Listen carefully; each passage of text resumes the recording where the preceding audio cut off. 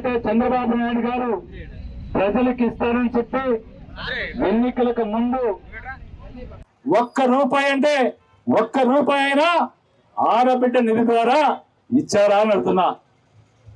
మరి అదే మీరు నిరుద్యోగ యువతకి ఉద్యోగాలు అన్నారు.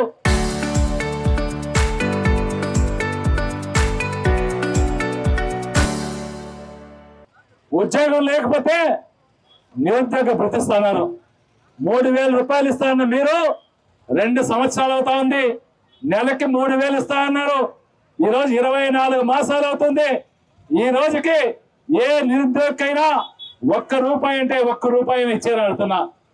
మరి ఏ ముఖం పెట్టుకొని ఏ నోటితో ఏ ముఖం పెట్టుకొని మీరు ప్రజలకి మళ్ళీ మభ్య పెట్టడానికి మరి సభ పెట్టుకోవాలో చెప్పాల్సిన అవసరం ఉంది.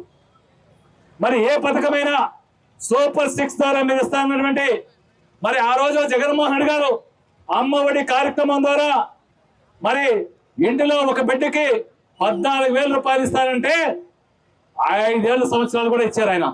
4 సంవత్సరాలు ఇస్తే 5వ సంవత్సరం రోజు మరి ఎన్నికలు వచ్చాయి కాబట్టి ఎన్నికల నోటిఫికేషన్ వచ్చింది కాబట్టి ఇవ్వలేపారు.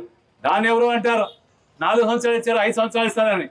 జగన్మోహన్ రెడ్డి గారు చెప్తున్నా, ఎవరికైనా ఛాలెంజ్ విసురుతున్నా, తెలుగుదేశం నాయకులందరికీ ఇక్కడ నుంచి ఛాలెంజ్. జగన్మోహన్ గారు చెప్పినటువంటి నవరత్న పథకాలని తూచా తప్పకుండా అమలు చేశారు. అదే మీ నాయకుడు చంద్రబాబు నాయుడు గారు చెప్పిన సూపర్ 6 పథకాలని సక్రమంగా అమలు చేశారా లేదని అడుగుతున్నా. ఒకసారి వైఎస్ఆర్ కాంగ్రెస్ పార్టీ జగన్మోహన్ రెడ్డి గారు ఇచ్చిన మేనిఫెస్టోని మీకు నిజంగా చదువుంటే, మీకు జ్ఞానం ఉంటే, చదవగలిగితే చదువుకోండి.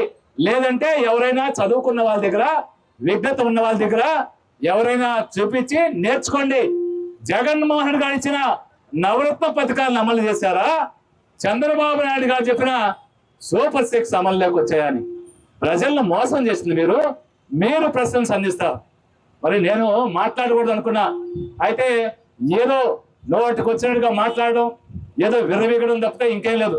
నేను చెప్తున్నా, మీరు నమ్మే దేవుడి మీద మీరు ప్రమాణం చేసి మోసం చేయలేదని మీరు చెప్పగలరని అడుగుతున్నా. మీరు నమ్మే దేవుడు ఏ దేవుడైనా పర్లా మీరు చెప్పగలరని అడుగుతున్నా. మీరు చేసేదంతా నిద్ర లేచింది మొదలు నిద్రపోయేంత వరకు దగ, మోసం, దోపిడీ ఇవి చేస్తూ మళ్ళీ వచ్చి బయట వచ్చి తగుదనమ్మని మీరు మాట్లాడుతున్నారంటే ఇంతకన్నా దొరకదు. సంస్కారం ఉండాలి, మాట్లాడేటప్పుడు సంస్కారం ఉండి మాట్లాడాలి, నీతి ఉండాలి, నిజాయితీ ఉండాలి. నీతి నిజాయితీగా మాట్లాడితే సవాల్ ఎవరైనా సిద్ధం, ఎవరికైనా సిద్ధం. రండి, మీ మేనిఫెస్టోతో వస్తుంది. మేము మా మేనిఫెస్టోతో జగన్మోహన్ గారు అమలు చేశారా, మీరు అమలు చేశారా?